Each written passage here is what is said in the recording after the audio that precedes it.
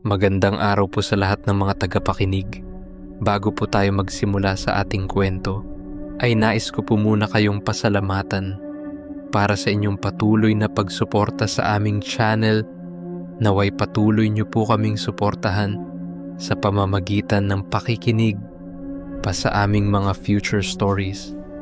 At kung bago ka pa lamang po sa aming channel, nais po namin kayong anyayahan na mag-subscribe, mag-like, mag-share at makinig ng aming mga istorya.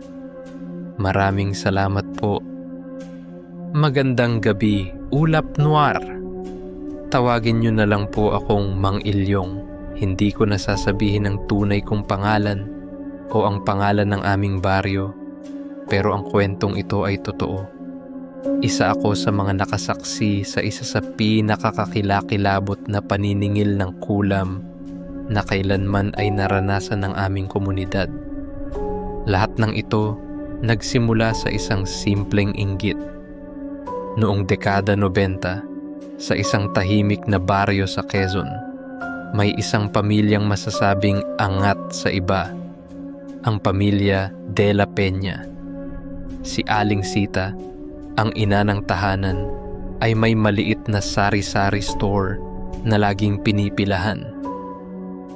Ang mister niya ay nagtatrabaho sa Maynila at buwan-buwan nagpapadala ng malaking padala.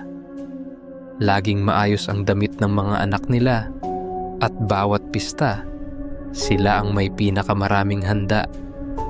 Hindi man sila mayaman, ramdam mong may dating at maraming naiinggit.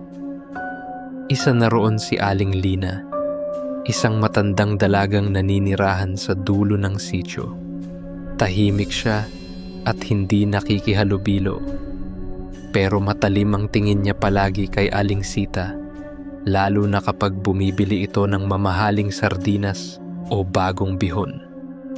Hindi namin pinansin noon ang mga sulyap ni Aling Lina, pero nagsimulang magbago ang lahat, isang buwan matapos ang piyesta.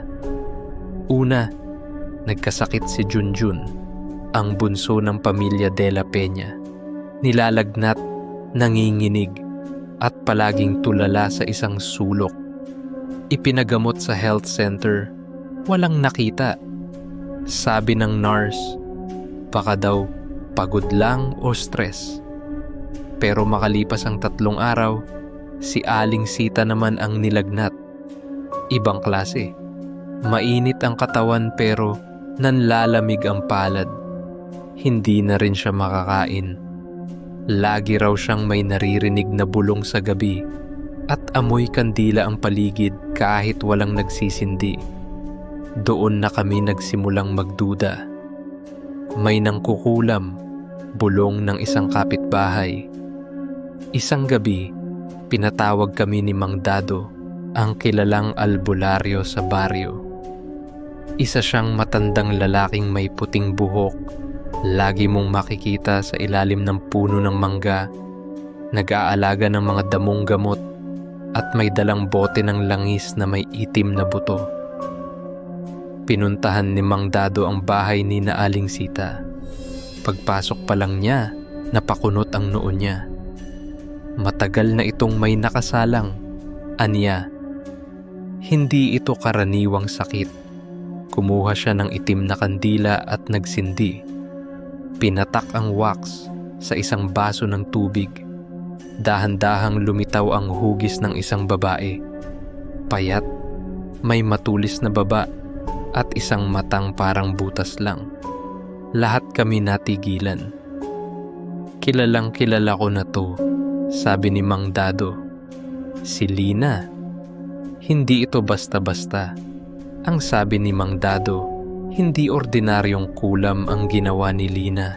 Ginamitan daw ito ng dungaw, isang uri ng kulam na pinapakain sa espiritu ng masamang damdamin ng tao. Sa kasong ito, inggit. Kaya't habang masaya at maayos ang buhay ni Aling Sita, lalong pinipigilan siyang gumaling. Kapag inggit ang pinanggalingan ng kulam, mas mahirap itong putulin, aniya. Gabi-gabi, Sinimulan ni Mang Dado ang pagtatawas gamit ang isang itlog, kandila at langis. Nagsindi rin siya ng insenso at tumawag ng dasal sa mga bantay, espiritong gabay ng mga albularyo. Pero isang gabi, habang nasa gitna ng orasyon, napalakas ang hangin. Biglang bumukas ang mga bintana at may isang malakas na sigaw mula sa labas. "Ibalik ang kinuha mo." Sa dilim, may nakita kaming anino sa may pintuan. Isang babaeng payat, may mahabang buhok at nakasuot ng itim. Pero ang mga mata niya, puti lang, walang itim. "Si Lina!" sigaw ng isa. Pilit naming isinara ang pinto, pero hindi na siya doon pumasok. Ang sumunod, nakita na lang namin si Aling Sita na bumaluktot sa sahig, nangingisay, habang bumubula ang bibig. Agad na itinaas ni Mang Dado ang kanyang kamay, hawak ang langis. Pinatakan ng noo ni Aling Sita, sabay sigaw ng, "Sa ngalan ng Diyos at ng mga ninuno, bumalik ka sa pinagmulan mo." Isang tunog ng basag na banga ang narinig. Nawalan ng malay si Aling Sita, pero gumaan ang pakiramdam ng lahat. Hindi doon nagtapos.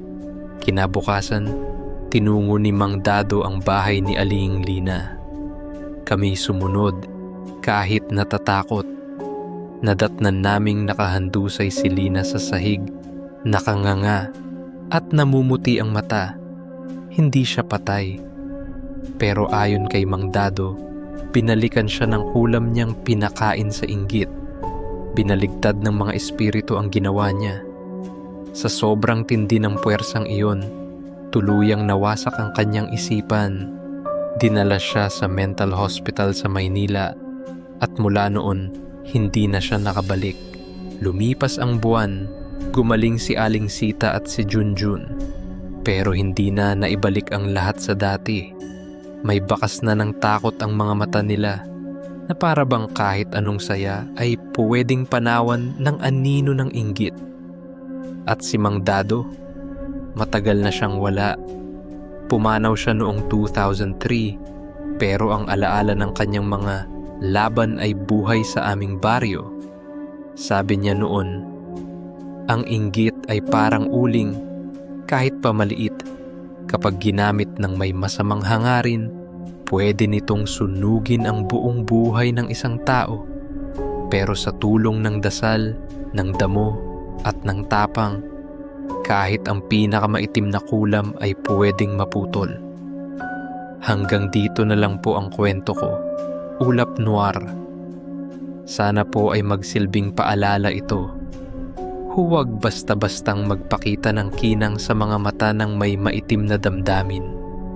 Dahil minsan, hindi mata ang ginagamit nila, kundi kulam. Kung ikaw ay may kwentong katulad nito, ipadala lang sa Ulap Noir. Baka kwento mo na ang susunod naming ilahad. Sapagkat sa bawat ulap, may aninong nagmamasid. Huwag kang matulog agad. Baka naririto na siya sa likod mo. Subscribe for more true Pinoy horror stories tuwing gabi sa ilalim ng ulap.